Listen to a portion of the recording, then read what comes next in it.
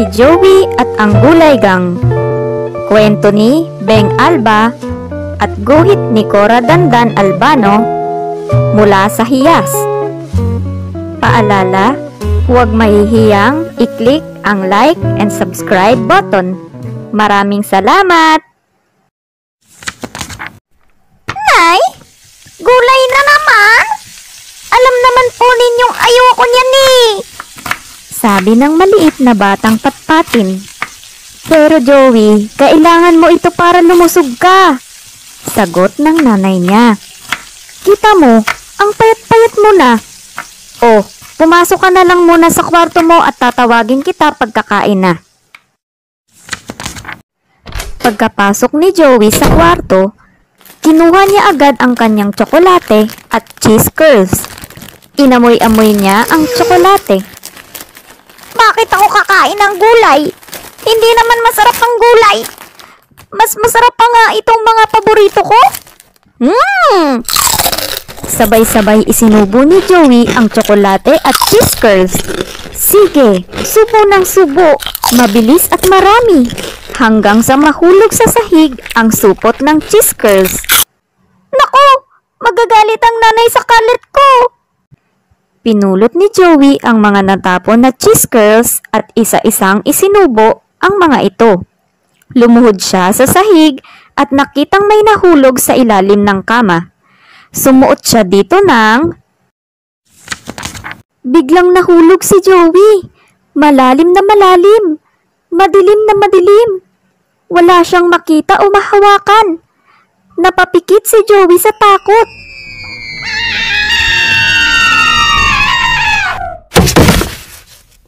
Anong nangyari? Bakit siya nandito? Humihinga pa siya. Naramdaman ni Joey na nakaupo na siya sa lupa. Dumilat siya at napabulala sa nakita. Napapaligiran siya ng mga malahiganting gulay na may mga kamay, paa at muka. Nasaan ako? Sino kayo? Ako si Ampilaya. Sagot ng gulay na kulay berde at kulukulubot ang balat. Ako naman si Mandy Munggo. Huni ng maliit na gulay na hugis bilog at kulay berde rin. At ako naman si Kaloy Kalabasa. Biglang singit ng isa pang gulay. May batik-batik na berde ang bilog at dilaw nitong katawan. Teka, sama ako. Pepe Pipino is my name. Habol naman ng gulay na biluhaba. At syempre, ako si Connie Kamote. Sabi ng kulay ubeng gulay. Tinitigan lang sila ni Joey na manghang-mangha. Mga nagsasalitang gulay? Matagal ka na namin gustong makausap, Joey. Sabay-sabay na sinabi ng mga gulay. Kilala ka namin at gusto ka namin maging kaibigan. Nakangiting tumango ang iba pang naroon tulad ni Nasali Sitaw, Tong Talong at Patsi Papaya. Paano ako napunta dito? Ayoko dito! Hiyaw ni Joey. Gusto ka naming tulungan, Joey. Sagot ni Ampilaya. Di mo ba alam na baka may masamang mangyari sa iyo dahil hindi ka kumakain ng gulay? Ha? Anong ibig ninyong sabihin? Malalaman mo balang araw. Pero magugustuhan mo rin kami habang nandito ka. Sagot ni Kaloy Kalabasa. Eh bakit ba ninyo ako kinukulit? Ayoko nga dito. Aalis na ako. Ayoko dito. Pero Joey, ayaw naming may masamang mangyari sa iyo. Sabi ni Pepe Pepino. Basta. Ayoko kayong makasama. Ayoko sa inyo. Napabuntong hininga si Ampilaya. Sige, Joey. Pero tandaan mo, kung kailangan mo ang tulong namin, nandito lang kami. Isigaw mo lang ang pangalan namin, ang Gulay Gang. Lumabas sa gulayan si Joey. Maya-maya, may narinig siyang masayang tugtugan. Sinundan niya ang tunog hanggang sa nakita niya ang isang Ferris wheel at tsubibong iba't ibang kulay. Wow! Ang ganda! Napalundag si Joey sa tuwa. Hi, Joey! Mga naglalakihang tsokolate at chichirya ang sumalubong sa kanya at mukhang may soft drink pa. Ako si Tsokolate. Di ba paborito mo ako? Bati ng tsokolate. Kasunod nito ang isang malaking supot ng chichiryang kulay dilaw.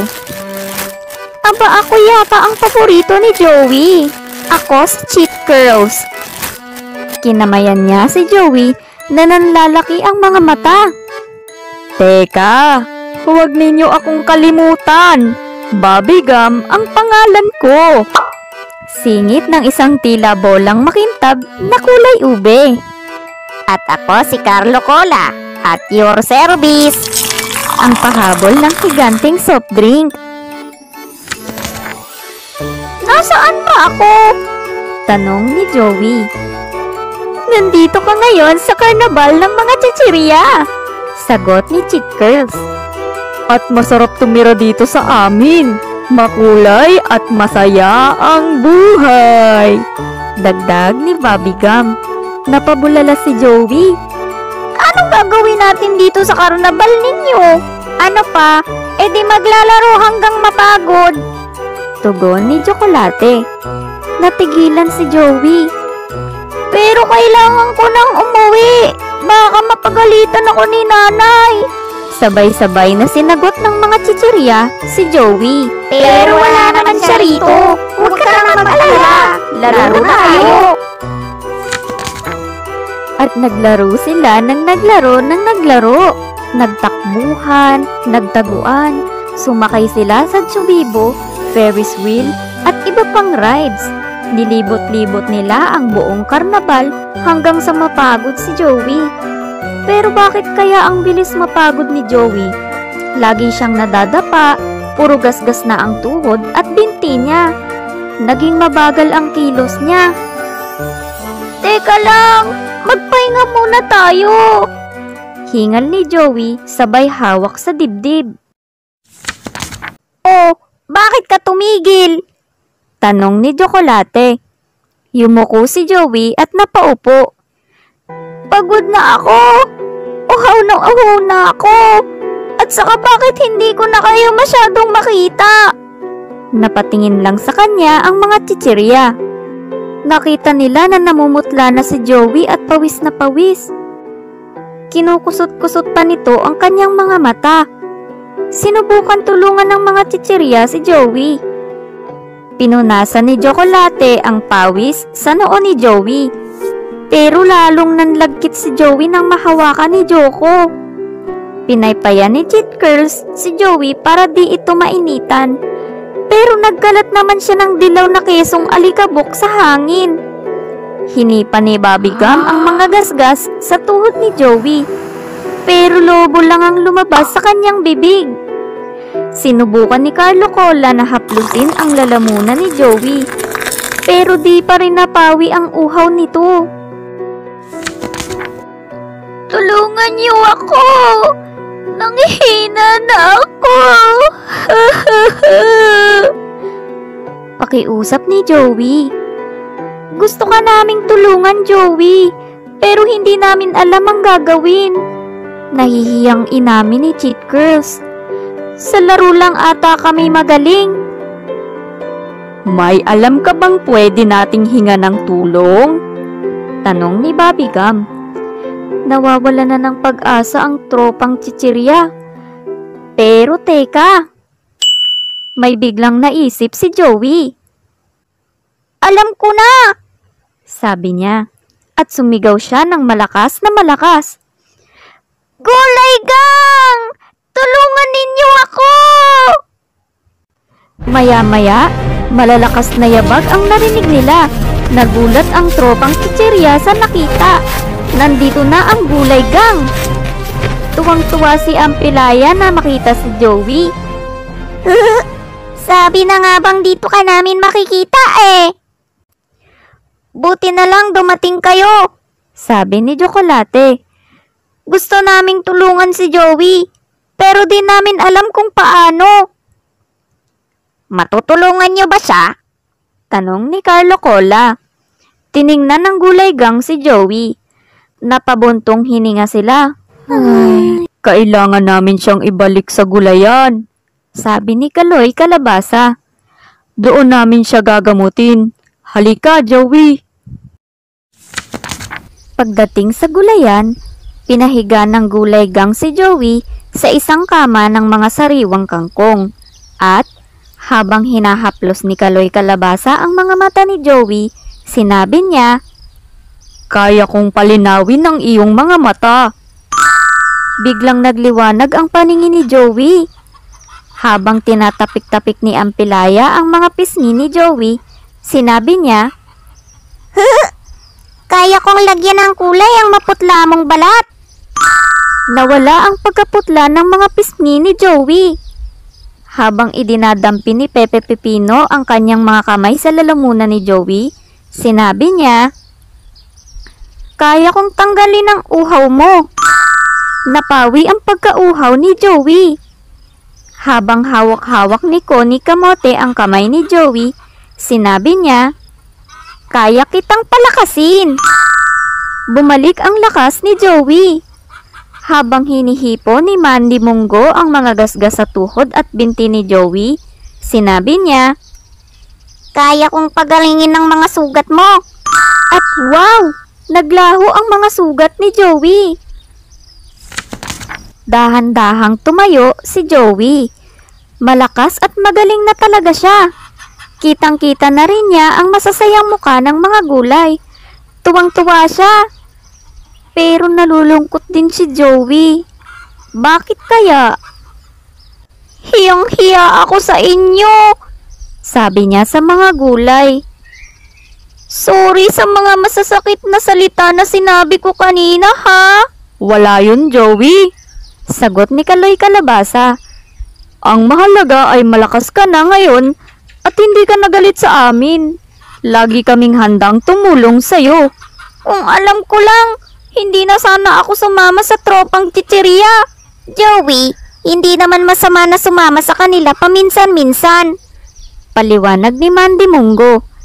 At saka masasarap naman talaga ang mga chichirya, di ba? Kaya lang, mas kailangan ng katawan mo ang gulay. Ganoon ba? Hayaan nyo, tatandaan ko yan. Salamat sa inyong lahat. Ngayong magaling ka na, pwede ka nang umuwi. Baka hinihintay ka na ng nanay mo, sabi ni Connie Kamote. At sabay-sabay silang lahat na lumabas sa gulayan. Joey, tingin ka sa itaas, turo ni Ampilaya. Nakita ni Joey ang kanyang kamang nakabitin sa hangin. Nakasandal dito ang isang mahabang hagdanan. Iyan ang daan papunta sa kwarto mo, sabi ni Kaloy Kalabasa. Pagbalik mo doon, tatanggalin na namin ang hagdanan. Hindi mo na kailangang bumalik dito. Bye-bye, Joey! Sigaw ng lahat ng gulay. Bye-bye, gulay gang! Kinawayan sila ni Joey.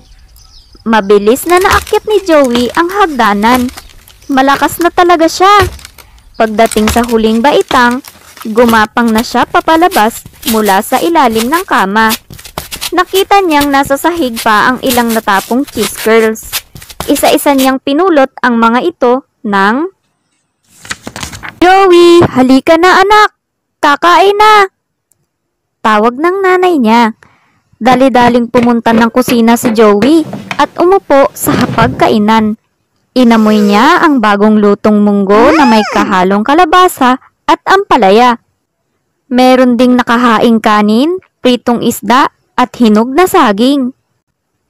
Alam nyo, Nay, mabuti talaga itong gulay para sa ating katawan, buong ngiting sabi ni Joey. Muntik nang mabitawan ng nanay niya ang hawak na baso. Ano? Aba, akala ko ba ayaw mo ng gulay? Bakit biglang nagbago ang isip mo? Masarap nga po ang tsokolate chichirya, pero nalaman ko na kailangan ko rin pala ang gulay gang. Ha? Anong gulay gang? Itinuro ni Joey ang nilutong munggo ng nanay niya. Sila po! Sila ang bago kong mga kaibigan at gusto nila akong lumaking malusog at malakas. At dito na nagtatapos ang ating kwento.